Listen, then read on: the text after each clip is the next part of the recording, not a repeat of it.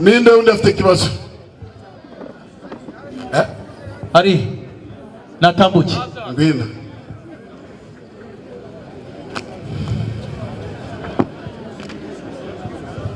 Muvandimwe uhawe ikaze. Witwa nde? Karibu. Nitwa Shakimana Martin. Shakimana Martin. Usengeraye Martin? Ndi umukristo. Umukristo wo muri itorero? Ntabwo ari kuvuga itorero kubera ko ntabwo ryize ari intuma, ariko ndi umukristo. Kubera iki? Kuvuga itorero ikibazo kirimo se muvandimwe? Okay, sorry. Sengera mu itorero ryitwa Assemblée de Dieu. Assemblée de Dieu. Uhaye ikaze. Ikibazo cyawe? Ikibazo cyanjye. Yego. Hari ijambo mwabwiye n'umudamazero uvuye hano. Yego. Muravuga ngo ntago ari umuyisiraheli. None nabazaga ngo ese abasiramu mwe ko musenga mukoresheje ururimi rw'icyarabu mwebwe muri abarabu? Icyo ni ikibazo cyanjye cya mbere. Sawa. Ikibazo cya Tegereza dusubize cyane. Dusubize cya mbere sibyo? Nibyo byiza kweguriza kwihuta. Kugira ngo mbarize icyarimwe hanyuma muze sawa nabyo nta kibazo mureke. Sawa. Ikibazo cya kabiri nashaka kubaza. Yego. Nashaka kubaza ese vuga cyane.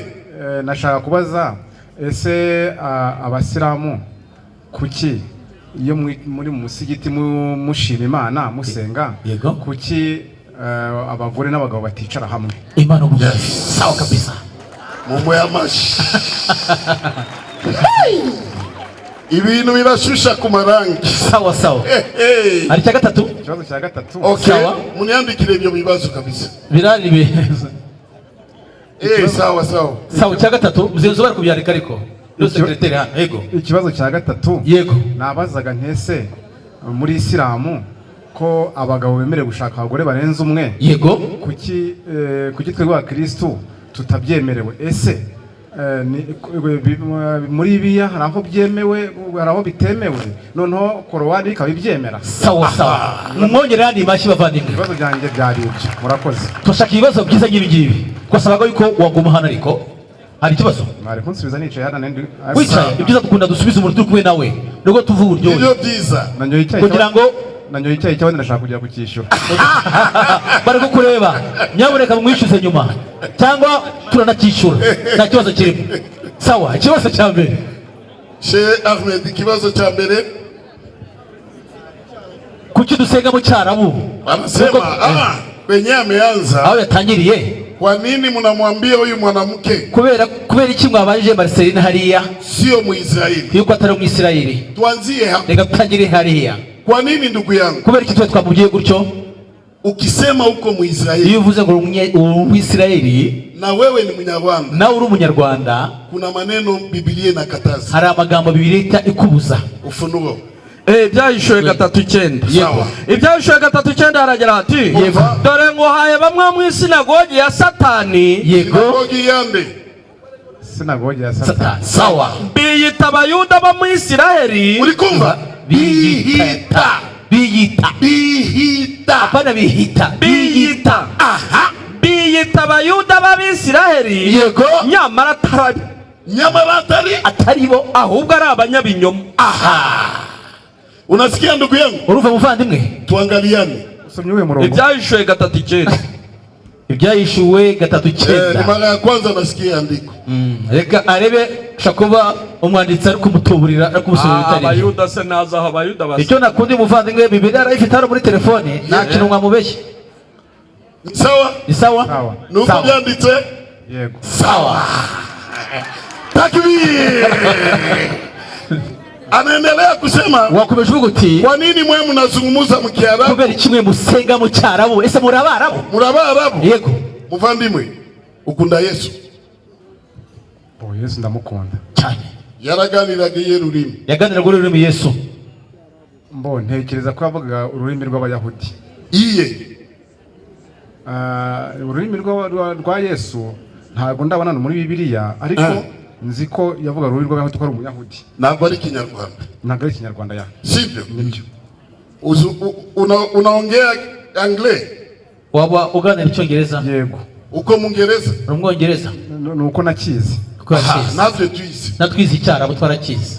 Basi ye nibyo ariko Luka, yaragamije gusenga, ni turi mu gusenga. tekereza, Luka ururimi isikuwe shida. ibi kibazo, Sababu Yesu hakuzungumza kubera ko Kinyarwanda, Yesu nawe ntiyigeze aganira ikinyarwanda, lakini tunampenda. ariko turamukunda. Muhammadi hakuzungumza Kinyarwanda, ntiyaganira ikinyarwanda, tunampenda. turamukunda ko yaganiraga icyarabu. Hii lugha tunatumikisha ururimi dukoresha iyo dusenga imechaguliwa na Mwenyezi Mungu ni Imana dutoranyirije urwo rurimi. muri Biblia. Muri Bibiliya ubwabyo birahari. Naenda kukupa andiko mbili Ngiye kuguha inyandiko ebyiri ujue sababu gani tunatumikisha lugha moja. umenye impamvu twe tujya dusenga mu rurimi rumwe. Muislamu Umusilamu akitoka Rwanda iyo avuye mu Rwanda anaenda China akajya mu Bushinwa anasalisha, ashobora kugenda agasengesha abantu, hata uliza. ntazigera nabaza cyangwa nabaze ngo nibyo ari kuvuga. Akienda France aramutse agiye mu Bufaransa anasalisha, ni gutyo nta kundi yasengesha. hata hajue Kifaransa. niyo batazi Igifaransa Ni lugha hii ni ururimi uru rumwe. rumwe. Yego, Kwa nini ile lugha moja? kubera iki urwo rumwe gusa? Zefania Zefaniya 3:9 Sawa. haragira hati Yego. ubwo nibwo nzaha amoko ururimi rutunganye. muvandimwe, amoko ni rimwe cyangwa ni nyinshi? Ni ubwoko cyangwa ni amoko? Amoko ni menshi. Amoko ni- ubwo nibwo nzaha amoko ururimi, Ni malugha mingi. ni indimi nyinshi. Kabila ni ubwoko bwinshi. Aha. Rutunganye Yego. kugira ngo bose babone kwambaza Yego. mu izina ry'Uwiteka Yego. no kumukorera Yego. bahuje inama. Acha. Takbir. Allah akbar. Kuvuga ko twebwe abayisilamu Yego. ku isi nzima Yego. aho ujya Yego. iyo dusenga Yego. tuba duhuje inama. Yego. ariko we muvandimwe Aha. aramutse avuye hano Yego. akajya urugero y'Ubuganda atazi ikigande Aha. bakajya gusenga, Yego. ndakurahiye ntabwo yasenga, Uri bloqué. ntabwo bahuza inama. Aha. ahubwo twebwe abasilamu Yego. ku isi nzima Ehe. kuko Imana yadutoranyije ururimi rumwe, Yego. dusenga mu rurimi rumwe. iyo dusenga duhuza inama, Na alfabe ya Kiarabu kandi na alfabe z'icyarabu iko ndani ya Biblia. no Bibiliya zirimo. Zaburi 119. Zaburi Soma. 119 Yego. hari bagiye babivuga. Alif Chambere ni reka hagera ariko ari Zaburi 100 arebe hejuru inyuguti zigenda zibanziriza. mutatuliza kwa nini hii maherufi ya Kiarabu ilienda mu Biblia. muzatubaza ese kuki izi nyuguti za alfabe z'icyarabu zagiye muri Bibiliya? 119 zajya zireba Yego. zanditswe zitsindagiye. Yego. Alif Alif, Ha? Bet B, Jim Yego. Dal Yego. He Ha He Zain Ain, Te Takbir. Kaf. Kaf, Inaendelea. Lam, Lam Mim urukuvuga rurimi Nun mpaka Ain. kugeza ubwo yashyize no muri Bibiliya, Akaitia mu yashyira Biblia. muri Bibiliya. Ndiyo sababu ndugu yangu, Niyo mpamvu muvandimwe, lugha isikusumbue. ururimi nurukugore rwose. Ikiwa vizuri tuabudu Mungu moja. Niba ari byiza kugira ngo Imana duha urwo rurimi tujya tugaragire Imana imwe rukundo. Swali ya pili, Ikibazo cya kabiri, ameuliza nini sheme? yabajije kuki abagore n'abagabo batandukana iyo dusenga cyangwa n'ubu ngubu ko twicaye, Ni abagore kweli. bicaye ukwabo, abagabo bicaye ukwabo. Ni kweli. Ni ukuri. Unaona Urareba rero hapa kwetu Kongo, hano twebwe iwacu muri Kongo, nataka unifuate. ndashaka kuburikire neza. Kuna pasteur anaitwa Pasteur Eugenie, Hari pasiteri kazi witwa Eugenie, anavala mini, yakunda kwiyambarira utujipo tugufiya, anapasua.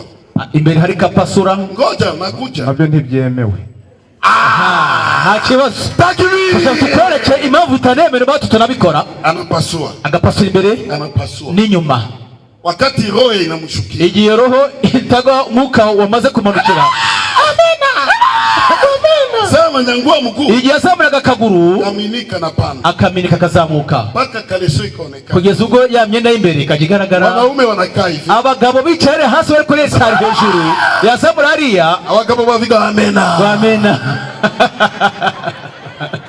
lakini angeikaa na wanawake wenzake, ariko iyo aza kuba yicaye n'abagore bagenzi be haina shida. nta kibazo kirakubaho. Lakini wanaume, ariko abagabo unawatosha kumustari ya kusali, icyo gihe tubakura ku murongo wo gusenga, sababu mwanamke kubera ko umugore ni kitu kingine kwa mwanaume, ni ikindi kintu ku mugabo. kwa hikima ya Mwenyezi Ku Mungu bukenge bw'Imana unaweza kuikaa hivi na mtoto mwanamke, ushobora kwicara gutya n'umukobwa Mungu mnapiga Korani, muri gukwita korari, Yesu ni wangu wa uzima, akakaboko kakagora hano kuribere, hehe hano kuribere, kuribere Wallahi, kubere nawe apana kuribere Viki kubera apana kuribere mumbabarire kubere akaitia hapa agashyira hano. kwenu, unaona atasali vizuri, urabona ko n'umuntu azasenga koko. oya ndio maana takbir, Allahu Akbar. ndio maana Mwenyezi Mungu Niyo Imana akaona hikima Imana imana ko niyo yaremye abantu irabazi, wakati ya kusali igihe cyo gusenga wanaume wende kwao, abagabo bajye bajya ukwabo wanawake kwao. n'abagore ukwabo. Zakaria 12:10. Zakariya 12:12. Yego. Kandi igihugu kizaborogo mu borogo, Yego. umuryango wose ukwawo. Urabizi muri Bibiliya nibavuga umuryango n'abagabo wabagamisha abagabo Nawe arabizi. muri teoloji No. nuko baratwigishije. Soma. Umuryango w'inzu ya Dawidi ukwawo, yego n'abagore babo kwabo. Uri kumva? Yego. N'abagore babo ukwabo. Umuryango w'inzu ya Natani ukwawo, Yego. n'abagore babo kwabo. Yego. Sawa. N'umuryango w'inzu y'Abalewi ukwawo, Yego. n'abagore babo kwabo. Yego. N'umuryango w'Abishimayeli ukwawo, Yego. n'abagore babo kwabo. Yego. N'imiryango yose isigaye ukwayo, Yego. n'abagore babo kwabo. Mwene Siraki 9. Mwene Siraki, Yego. Mwene Siraki 9 ku murongo waho wa 9 Umva. haranditse hagira ati, Yego. uramenye Mugabo. uramenye. Imana iravuga Bibiliya negatifu. Bibiliya negatifu. iyi Bibiliya yera arayifite. Sawa sawa. uramenye Yego. ntuzicara uruhande rw'umugore ufite umugabo. uramenye ntukegere ntukicare ku ruhande y'umugore ufite umugabo ntabwo ari umugore wawe. komeza. Nimuzasangira divayi cyangwa ubushara mu birori, Yego. hato umutima wawe utazamurarikira, Yego. maze watwarwa, Yego. maze watwarwa, Yego. ukagana inzira ikuroha. Umva. Tena kandi urayibibona, murahura n'abagore, umugore atari wawe, yego uramuhobera. yego Yesu ashimwe. Yesu akuze. Imbazi. Mu Bwisilamu urazana amanyanga ngayo bavuga Yesu ko iri hiyo ni security ya imani. uko ni ukurinda imyemerere bavandimwe. Kumva ko nivyo yego ufite mikrofone nibyo cyangwa ntabwo ari nibyo. ikibazo cya gatatu cyanyuma kurongora abagore benshi. sawa sawa. Nabona ufite Biblia. Sheikh, Naam. uniulizie naye. Eh, Kuna andiko ndani ya Biblia hari inyandiko muri Bibiliya inakataza ibuza mwanaume umugabo utafuta mwanamke wa pili, gushaka umugore wa kabiri, ni zambi. cyangwa ari umurongo uvuga ko ari icyaha gushaka umugore wa kabiri muri Bibiliya. Muri Biblia Yego. aho byanditswe, aho byanditswe yuko gushaka umugore wa kabiri ari icyaha. ni icyaha. Waba uhafite Irahari. udutize? Bo aho nzi bitemewe Yego. ni ku mudiyakoni. Ku mudiyakoni. Yego. Abantu bose ni abadiyakoni. Nyine ibyo nshaka kukubwira. Yego. Ni ukuvuga ngo ku bantu amabwiriza agenga umudiyakoni. Yego. Mu mabwiriza mugiye hagomba kuba hari n'umugabo w'umugore umwe. Yego. Umudiyakoni. Umudiyakoni. Aha. Naho mu bandi bantu basanzwe rubanda rusanzwe nkatwe. Yego. Ntago mbizi. Ibyo wavugisha ukuri, sivyo? Sasa sisi Waislamu Tegera Waislamu tunakujibia namna mbili tujya gusubiza mu buryo bubiri. kama Wanyarwanda. Nk'Abanyarwanda Itegeko nshinga mu Itegeko Nshinga ryacu inasema riravuga riti mwanaume umugabo awe na mwanamke mmoja. ajya agira umugore umwe. Tunaikubali. Ibyo turabibona ni mu Itegeko Nshinga ry'Abanyarwanda. Hatuwezi kuipinga. Yego. Sababu kwanza tuko Wanyarwanda. Kubera icyo turi Abanyarwanda. Nibyo. Sawa. Kwa nini Rwanda ilifanya hiyo? Kubera iki ese ubuyobozi bw'u Rwanda rwakoze gutyo. iliangalia maisha ya Wanyarwanda. Abayobozi babonye ubuzima abanyarwanda babayemo 80% inajengea watu midugudu. Usanga bubakira abantu imidugudu babubakira icyumba kimwe na salo, icyumba mbili na salo, moja ya wazazi, usanga icyumba kimwe ari cy'ababyeyi, ingine ya watoto, ikindi ari cy'abana. Mwanamke wa pili atamweka umugore wa kabiri namuzana hano azamushyirahe. Leta ikaangalia, leta rero ifata mu buryo muri rusange ni byiza kuliko mwanaume ateseke, aho kugira ngo umugabo ajye cyangwa kugira ubuzima bubi ahowe mwanamke, yirongera umugore umwe, mutekano y'ubuzima, kugira umutekano w'ubuzima bwigira umugore umwe. Abasilamu turabyemera, abasilamu n'ikibazo nabenshi bafite n'umugore umwe mwega benshi. Abasilamu sio wote wako na wanawake, ni bake cyane bafite umugore urenze umwe. Sawa, yego. Kwa hiyo kubw'ibyo rero itegeko shinga ya Rwanda, itegeko shinga ry'u Rwanda sio inaongoza dunia nzima, ntago riyobora isi nzima, hapana. Oya, lakini Biblia, ariko Bibiliya inaongoza dunia. Bibiliya ivuga amategeko yawo ni isi nzima, ni isi nzima. Aha, yego. Tena ni sheria ya nani? Kandi iteko ryande ry'Imana. Yego, sibyo? Umva uko Bibiliya ivuga. Sawa. Kuva 21 umurongo wa 10. Sawa. Umutwe w'amagambo. Yego. Andi mategeko y'Imana. Yego. Haragira hati, muvandimwe, ushobora kupinga amategeko y'Imana? Ntabwo yabikinisha ono n'amaraso. Ntabwo nayapinga. Nuipinga umunsi w'imperuka uzinjirahe? Ntabwo napinga amategeko y'Imana. Sawa. Ari mu gitabo. Sawa. Ku murongo wa 10 haragira hati, yego. Namuharika. Buretse gato. Wiki? Namuharika. Guharika no gukora iki? Namuharika. Guharika no gukora iki? Guharika ni iki? Guharika no gushaka undi mugore wa kabiri. Sawa. Takbir. Namuharika. Yego. Ntagabanye ibyo kurya bye. Uyu mugore wa mbere, mwanamke wa kwanza, umugore wa mbere, usipunguze chakula yake ulikuwa unamupa. Nyabone kuramenye ntuzagabanye ibyo kurya bye wajya gumuha. Umuendelea ukomeze kuba nko wajya gumuha. Kisi ulikuwa unampa. Komeza. N'imyambaro ye. Yego. Ulikuwa unamuzia. Endelea kumuzia. N'imyambaro wajyaga umuha. Gumye umugurire. N'ibihe byo kuryamana. N'ibihe byo kuryamana. Sawa. Isoma. Nabyo birimo. Ugomba kubakenera amazamu. Ubwo niba bajyagayo 4 igiye cyukubonana nawe nukuvuga uyu mugore uramuha imisi ye n'undi ukamuha imisi ye. Yego. Sawa. Yego. Natamukorera ibyo kwari bitatu. Yego. Azagenda adakoranwe. Uwo mugabo nta kigenda kabisa. Ikiwa utatafuta huyu mwanamke wa pili, uramutse ushatse n'umugore wa kabiri, kwa kumzarau mke wa kwanza, ushaka gusuzuguza uwa kabiri uwa mbere, inakataziwa. Ibyo birabujijwe. Ukitaka acha. Ushaka uzabyihorere. Heshimu wa kwanza, banza wubahe uwa mbere, heshimu wa pili, n'uwa kabiri bose ubahe kimwe, haki yao, hanyuma bose ubarayinganize. Abrahamu uramuzi? Ndamuzi muri Bibiliya. Ubu ngubu ariye? Nzi ko yapfuye. Okay. Biriva ko yapfuye. Giye kugeza umwana ntawe wemera ko umuntu ajya mu ijuru, ariko avuga ko agiye mu ijuru ariko nyango. Ariko ariyehe?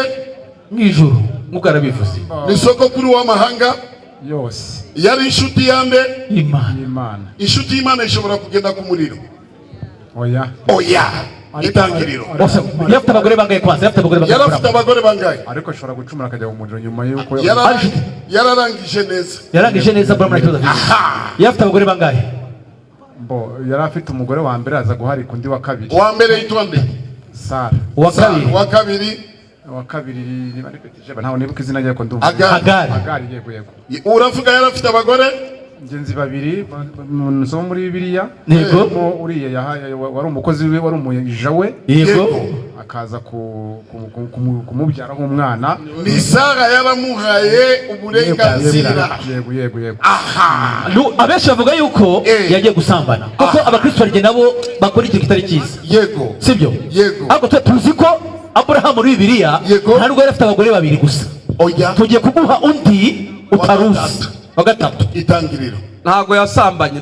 Wa gatatu. 25. Umurongo wa mbere. Bagira duhere kuri babiri ba mu mashinge.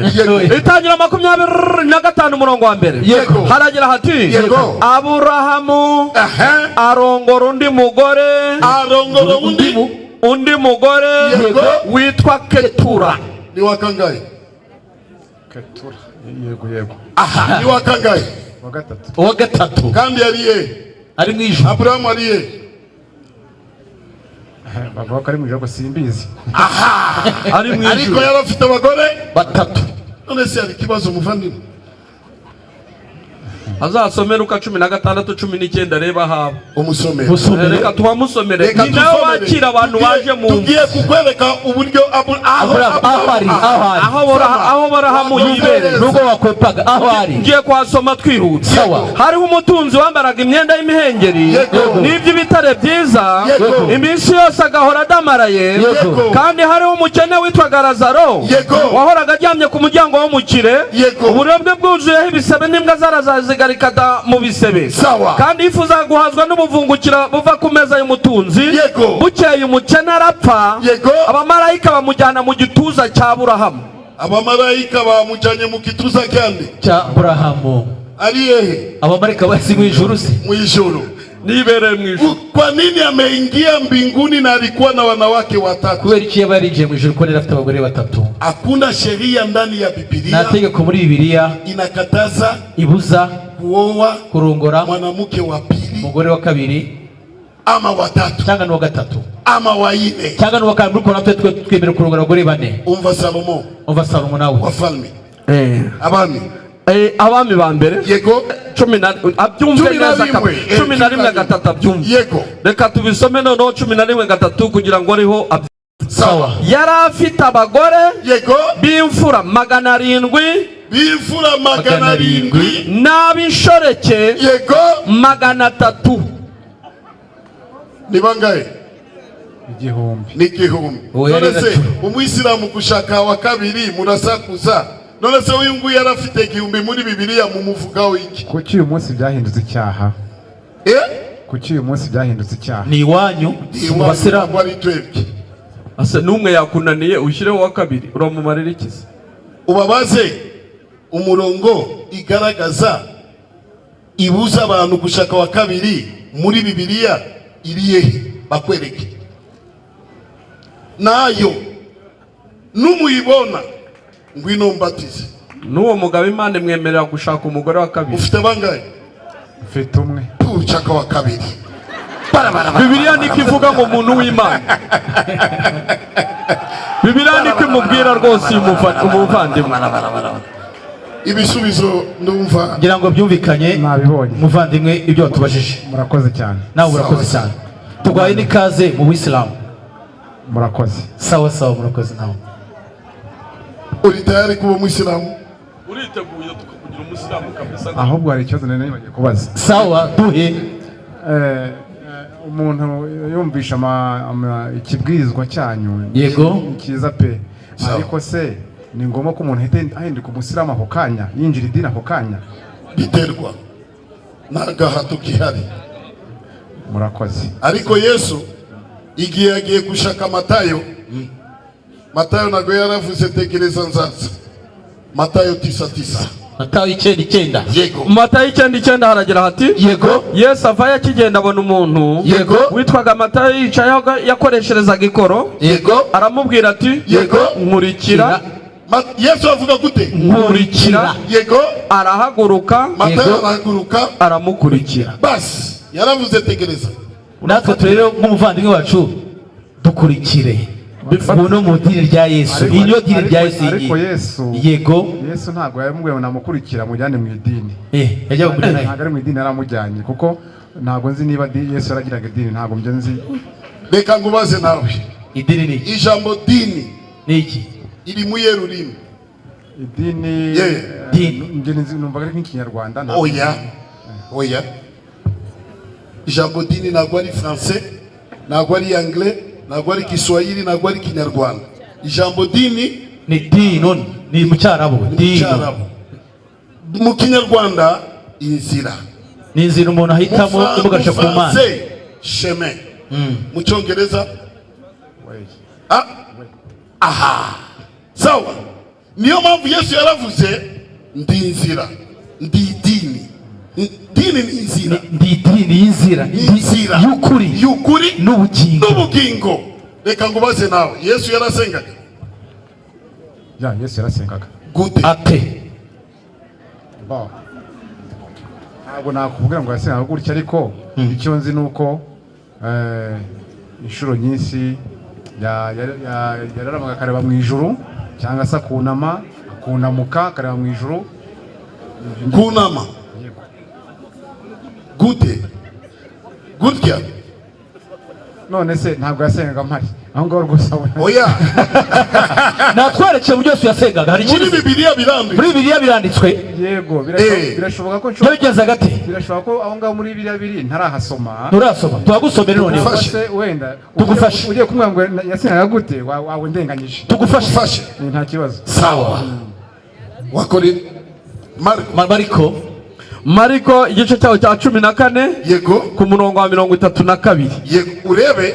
Arahazi nawe afite telefone. Reba muri telefone. Mariko 14:32. Yego. Turashaka ababwiriza butumwa bane.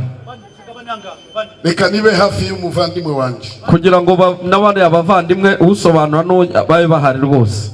Fanya haraka, masaa inakwenda. Abantu bane cyangwa undi muntu wambaye ikanzu ntacyo. Fanya haraka kabisa, mvua inakuja. 14:32. Yego. Bagera ahitwa Getsimani. Yego. Yesu yageze Getsimani. Getsimani. Maze abwira abigishwa bati, aganira n'abigishwa be ati, nasabaga mbere yuko dusoma umurongo, soma umutwe w'amagambo. Umutwe w'amagambo. Yego. Yesu asengana umubabaro ari Getsimani. Yesu agiye gukora iki? Agiye gusenga. Na sio kuimba, ntabwo ari ukurimba agiye gukora, sio kucheza, ntabwo ari ukubyina, sio kushukuru, ntabwo ari ugushima, sio kuomba, ntabwo ari ugusaba, ni kusali. agiye gusenga, cyo twita gusali, wala sio kufundisha, ntabwo ari ukwigisha. Soma. Bagera ahitwa Getsimani. Yego. Maze abwira abigishwa be ati, yego, mwe mwicaye no mbanze senge. Kora vuba. Ajyana Petero na Yakobo na Yohana. Atangira kumirwa no guhagarika umutima cyane. Yego. Arababwira ati, umutima wanjye ufite agahinda kenshi kenda kunyica. Mugume hano mube maso. Yego. Yesu yigira imbere ho hato. Tegereza, yigira imbere ho gato. Sisi Waislamu, twebwe Abasilamu muvandimwe, musikitini, mu musigiti, fasi yote tunasali, ahantu hose dusengera, anayeongoza ibada ya umuntu uyobora isengesho ryo gusali, yeye anaenda mbele, ajya imbere akabatera umugongo. ule anaitwa imamu. Uwo ngo niwe twita imamu. Na Yesu, nukuvuga ko na Yesu yaacha wanafunzi yasize abigishwa b'inyuma, akaenda mbele. azi imbere. Ni kusema Yesu, nukuvuga na Yesu bwe alikuwa imamu, yari imamu nawe. Takbir. Allahu akbar. Endelea. Yubama hasi arasenga. Yubama hasi arasenga. Yubama hasi arasenga. Muvandimwe ndakumva. Yubama hehe? Hasi arasenga. Vugisha ukuri. Ni bande basenga gutya? Oya, twe mu Gikristo ntabwo tubikora. Ni bande babikora? Islam. Allahu akbar. 2:3 haraka wa Yohana. Sawa. Urwa mbere rwa Yohana 2:3 aragira ati, yego, iki nicyo kitumenyesha yuko tumuzi. Nicyo kitumenyesha ko twebwe Abasilamu tuzi Yesu. Nuko Allahu akbar. Nuko twitondera amategeko ye. Yego. Uvuga ko amuzi, yego, niyitondera amategeko ye, yego, ni umubeshyi. Nukabe mubabeshi. Endelea. Ukuri ni kuri muri we. Yego. Ariko umuntu wese witondera ijambo rye, yego, urukundo akunda Imana, yego, ruba rumaze gutunganyirizwa muri we. Yego. Icyo nicyo kitumenyesha ko turi muri we. Nicyo kitumenyesha ko twebwe Abasilamu turi muri Yesu. Kuko uvuga ko ahora muri we, yego, akwiriye kugenza nk'uko yagenzaga. Amen. Yabibonye. Niturarangiza tegereza. Mweye muravuga Yesu twaramumbize. Yego. Ari muri nje, yego, akaba muri mukakubitana kamuziki. Ndamumva mu mutwe, ndamumva mu gatuza, ndamumva ku mugongo, ndamumva ku matako, ndamumva ku birenge. Ku birenge muramumva ni bodaboda. Ku matako se 17. 17:6. Matayo 17:6. Yego. Abigishwa babibonye, yego, yani babyumvise, yego, bikubita hasi bubamye, yego, nabo baratinya cyane. nusanga umuntu ari gusari gutya ari mu Isilamu sibyo, nusanga umuntu ari gusenga gutya ari mu yedini muri Isilamu. ni ukuvuga na Yesu yari iki? yari Isilamu. Allah akbar. Nawijama. Muvandimwe tuyuka Yesu ari Umusiramu. Urabona byose. N'uyu mugabo baramutegeka kubamo. Ndahiye Imana ishobora byose. Yesu yari Umusiramu. Imatari we Imana inguremo roho. Ngwino hano sasa. Muvandimwe yanyuma ngwino hano. Na Bibiri na irabimubwira. Soma Abakorinto ba mbere 14:24. Yego. Uyu mugabo nawe igiye kumutegeka kubamo. Ariko bose niba bahanura. Yego. Hakinjiramo utizera cyangwa utarubizi. Yego. Yakwemeza ntabwo warabizi uko Yesu yasengaga. Yego.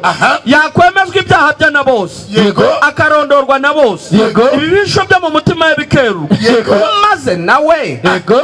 Maze nawe yakwikubita hasi yubamye. Yego. Akaramya Imana.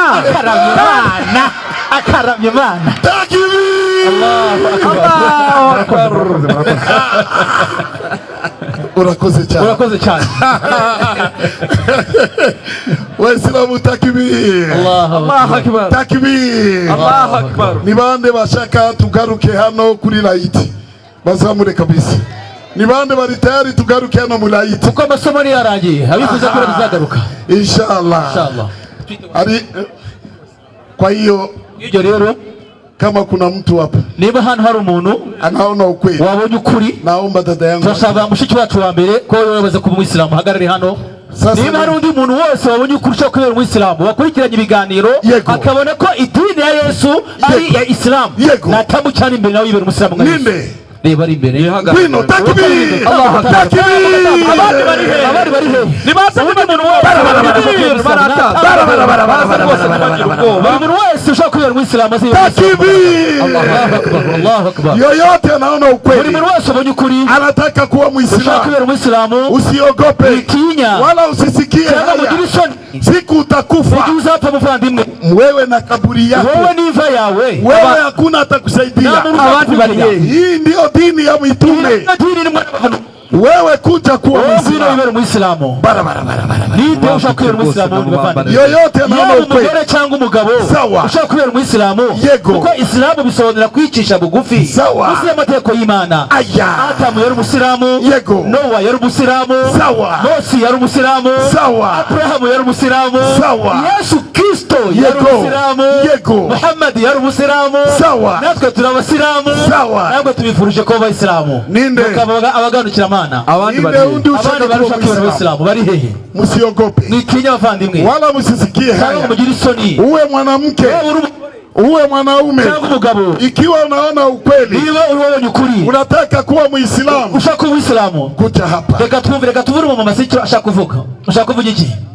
Nshaka kuvuga jewe nari Umuyisilamu kera, hanyuma njya mu gihugu cy'u Burundi kubera kuvuga hano nagiye sinabigiyemo ndatakaza Ubusilamu, ariko ndashaka kugaruka. Takbir. Allahu akbar. Tambuka rwose. Garuka. Abandi bandi cyo kubera Abasilamu. Abandi bari hehe? Abakobwa bahari n'abamama bashaka kuba Abasilamu. Ninde undi ushaka kuba Muislamu? Aba bahamye imbere yanyu. Namuru uzatanga impamvu imbere y'Imana. Ntabwo nigeze nigishwa Ubusilamu. Mana yacu uzatubera umuhamya.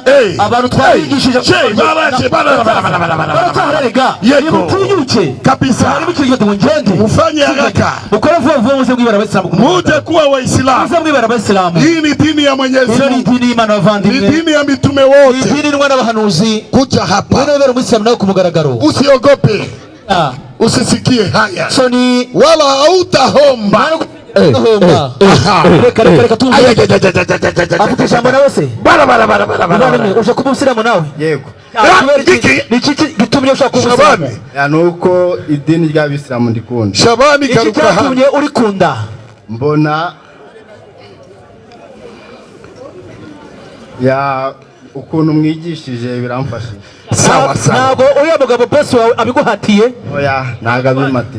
Uhawe ikaze. Shabani ntabwo umuhatiye ibintu kwe. urabizi nawe sinyamuri iryo kosa. Yego. Uyu arambwiye ngo ashaka umusilamu ariko yaragize isoni. Ndamubwira nti ngwino winjira ubusilamu bishaka unabivuge ku mugaragaro. Sheikh, uyu Shabani wallahi abandi barihe mumusabire dua kugira ngo nibo mu Islam. Uyu Shabani afite 80%. Ubundi umuntu yigije umugabo idini Segera yarananiranye. Shabani mu bantu bakomeye bavuga butumwa no ko gusa business yamutwaye arakomeye cyane mu bwuza butumwa. No watumye Sege abo musiramu. Namuitaka baba. We amwita papa. Kabisa. Na yeye ananiita mtoto. Nawe mwita umwana. Mwenyezi Mungu amupe mwisho mwema. Turamusabira kugira iherezo ryiza. Naam, barakallahu fik. Ninde undi ushaka kuwa Muislamu? Ninde? Chako musiramu. Tambutse mu badamu. Aya. Nacyo tutambukari na cyose. Iyizire hariya nawe nta kibazo. Ninde undi ushaka kuwa Muislamu? Ninde ushaka kuba Muislamu ku mugaragaro? Wala musiogope. Kugira isoni n'ubwoba. Musisikie haya. Kugira isoni bavandimwe. Ninde ushaka kuba Muislamu ku mugaragaro? Kuna wengine wako wanasikia haya. Abana kuva isoni. Niende nisiende. Hiyo roho inakukataza. Hiyo roho kukubuza. Ni roho ya shetani. Daima ni roho ya satani. Lakini roho ikinakwambia kwenda kukusubikatira nakugira mu Waislamu ariko iyo ndiyo roho ya Mwenyezi Mungu. Niyo roho y'Imana. Abandi bari hehe? Ntibagira ubwoba rwose. Turasaba umuyobozi Sheikh Daudi imamu w'umujyi wa Kigali yuko atambuka kugira ngo aze aduhaye kabu y'u Rwanda. Amuhaye kugira ngo ariwe utoza idini inshallah uhinze shahada. Fadhali ta'al. Naam. Sawa.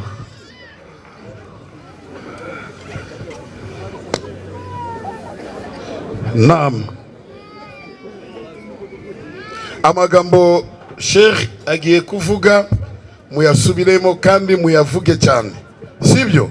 Abagabo muvuge nk'abagabo. Sibyo? Mukazamura urutoki ruburyo muyizamure gutya. Gutya cyane. Nasoni. A'udhu muvuge billahi minash shaitani rajim. Nikinze ku Mana. Bishyize ku Mana. Bikinze ku Mana. Indinde shitani wikivume. Ku izina ry'Imana. Nyirimbabazi. Nyirimpuhwe nyinshi. Ashhadu an la ilaha illallah wa ashhadu anna muhammadan abduhu wa rasuluhu wa ashhadu anna isa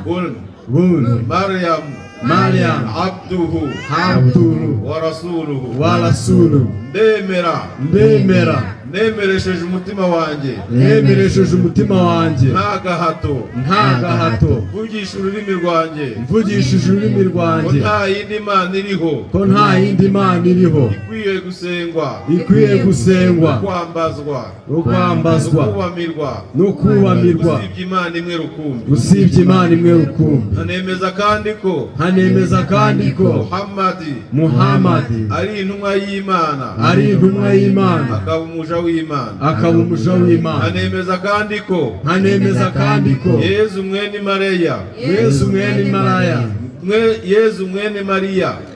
mwene Mariya ari intumwa y'Imana atari Imana habe n'umwana w'Imana. Ubwo mubaye abayisilamu turagushima cyane. Takbir. Allahu akbar, Allahu akbar, Allahu akbar. La ilaha illallah, Allahu akbar, Allahu akbar, walillahil hamd.